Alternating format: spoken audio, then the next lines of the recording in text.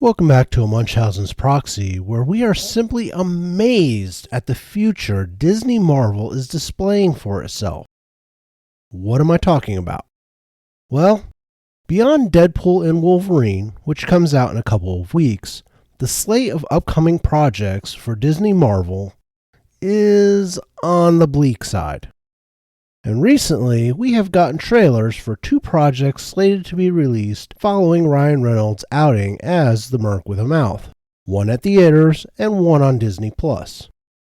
Coming to theaters on Valentine's Day 2025 is Captain America 4, but without Captain America.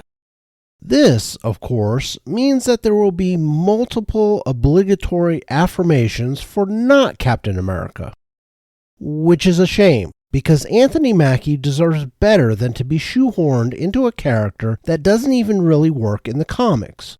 Sam Wilson, in the person of Mackie, was an excellent Falcon. Falcon is a character that has had a long and fan-loved history in the comics, and yet Marvel threw that away when they decided that Captain America was another of its legacy characters that needed to be race, gender, or sexuality swapped over the last couple of decades.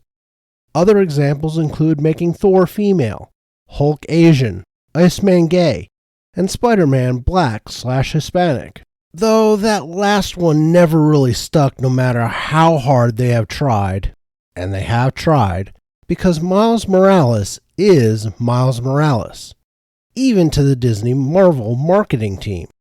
All that is a long-winded way to say that they have decided to plow ahead with the campaign of destruction over at Disney, despite massive and expansive reshoots of the upcoming Captain America New World Order. What? Oh, that's right. Someone at Disney had a couple of brain cells to rub together and realized that calling their new and improved Captain America's first outing New World Order might send the wrong connotations. What is the new title? Captain America, Brave New World. And like everything else Disney Marvel does these days, it comes with homework. Much of the storyline for this movie is built upon other things you have to have seen in order to catch what they are putting down. In particular, at the minimum, you necessarily have to have seen Avengers Endgame and the Disney Plus series, Falcon and the Winter Soldier, since that is where you learn the clusterfuck that is Disney Marvel completely buggered the Captain America mini-franchise following the events of Avengers Endgame. You also probably should have seen the second MCU movie. No, not Iron Man 2. That was the third MCU movie. The second was the Edward Norton Incredible Hulk movie that came out shortly after Iron Man. Why do audiences need to see the worst MCU movie pre-Captain Marvel? Because they are basically resurrecting the characters from that movie for this one, including General Ross, his daughter, and Professor Samuel Stearns. Since Falcon and the Winter Soldier was a mess filled with moral relativism, race baiting, and various other aspects of the message, I will forego recapping that particular train wreck.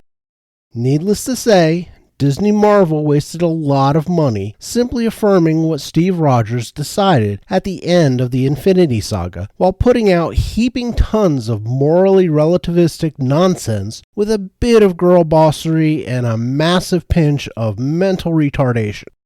Captain America Brave New World is their attempt to launch Sam Wilson as the new Captain America for the big screen.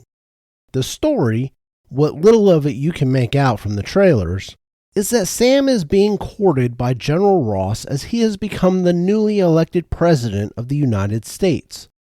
Now, originally this film was going to be one big January 6th allegory. However, after the massive failure of Ant-Man and the Wasp, Quantumania, and the Marvels, Kevin Feige either began fearing for his job and ordered reshoots that extensively rejiggered the story, or the higher-ups at Disney ordered the reshoots that extensively rejiggered the story. Either way, what follows from Ross becoming president is his desire for Captain America to become an actual military position once again. Wilson is a little reluctant, not wanting to be forced to follow orders he might disagree with. Add into that an incident that embroils the new Captain America in international turmoil from which he has to extricate himself while also figuring out what the hell is going on, and you have Captain America 4. The story both looks and sounds terrible. There were reasons that the hanging plot lines and characters from The Incredible Hulk were left hanging for almost 2 decades. It was not a good movie, and the recasts of the characters from the Eric Bana Hulk movie were not optimal. Sam Elliott made a much better General Ross. Jennifer Connelly made a much better Betty Ross. And Eric Bana made a much better Bruce Banner. At least in my opinion. They have brought back Liv Tyler as Betty, and the previously mentioned Professor Samuel Stearns will once more be played by Tim Blake Nelson. However, General now President Ross will once more be recast. This time, the octogenarian Harrison Ford will play Ross. Given that Ross is also the Red Hulk, and we are shown a second of the Red Hulk in the trailer, it seems they will be working that into the story too. Overall, the trailer looks like the writers hit Wikipedia, searched Captain America, and went on a wiki walk that eventually led them stumbling into Ross and Red Hulk. Given that extensive reshoots wound up gutting the original story, and the film has necessarily been cut and recut to find something they felt could be released to theaters, I am not expecting much out of this not Captain America outing. Which I can also say about the recently released trailer for the upcoming Disney Plus series. It is a spin-off of WandaVision, and has had numerous name changes until they landed on Agatha all along. One of the more retarded titles Disney Marvel has managed to come up with. It was originally scheduled as Agatha, House of Harkness. The title was changed to Agatha, Coven of Chaos in July of 2022. Then the title was changed again to Agatha, Darkhold Diaries. There was a short-lived social media post calling it Agatha, the Lying Witch with the Great Wardrobe in May of 2024, but it was soon deleted. The next day, Disney Marvel made the last official announcement that the title would be Agatha All Along, referencing a song the character sings in WandaVision. Sadly, nobody in Disney Marvel had the intelligence to strangle this project before spending well over $100 million on a show literally nobody was asking for following the end of WandaVision. Since one necessarily needs to be a subscriber to Disney Plus and have watched the previous series to understand what is going on in this series, there is little hope that this series will come even close to the viewership of WandaVision, especially considering that WandaVision was the very first MCU series on the streaming service, premiering back in 2021. And even WandaVision didn't get great viewership numbers. Add into the fact that Agatha has been completed for over a year, but still wound up going back into reshoots in early 2024, does not fill me with confidence that Disney Marvel were sure that they had a hit on their hands. Much like the completed Ironheart, which has been sitting on a shelf at Disney Marvel Studios for almost 2 years now. Agatha All Along is not something anyone has any hopes for, which is mildly unfortunate given some of the cast, including the always entertaining Aubrey Plaza. The story? Oh yeah, I guess we can go over that. Apparently the story picks up shortly after WandaVision, where Aubrey Plaza's character gets Agatha to fight her way clear of whatever spell Wanda placed on her to trap her in a New Jersey town where she thinks she's a police detective.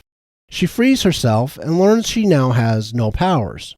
In a bid to get them back, she recruits a new coven to help her walk the Witch's Road, a dangerous ordeal that will allow her to gain power along with her coven.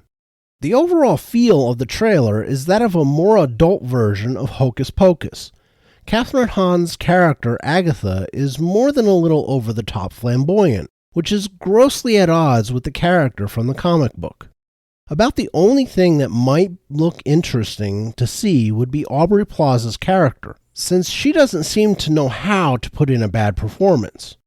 Unfortunately for Marvel fans, and normies who loved the Marvel Cinematic Universe from Iron Man to Avengers Endgame, both Captain America Brave New World and Agatha All Along look more of the same we got from Disney Marvel in Phase 4 and the beginning of Phase 5. Inexperienced directors/showrunners chosen more for their ability to check boxes than proven talent that could be entrusted with hundreds of millions of dollars, stories that had to be reshot following preceding projects bombing at both the box office and on streaming, and a seeming lack of vision that characterized the interconnected world of the MCU before Disney began assigning homework on their streaming service in order to understand what is going on, have all marred the near and medium-term future of Disney Marvel.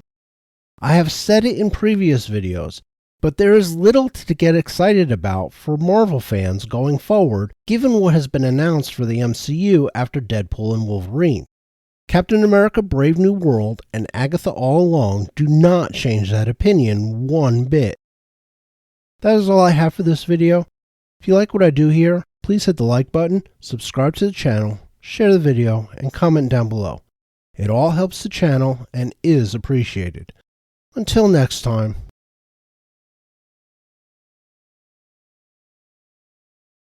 Tschüss.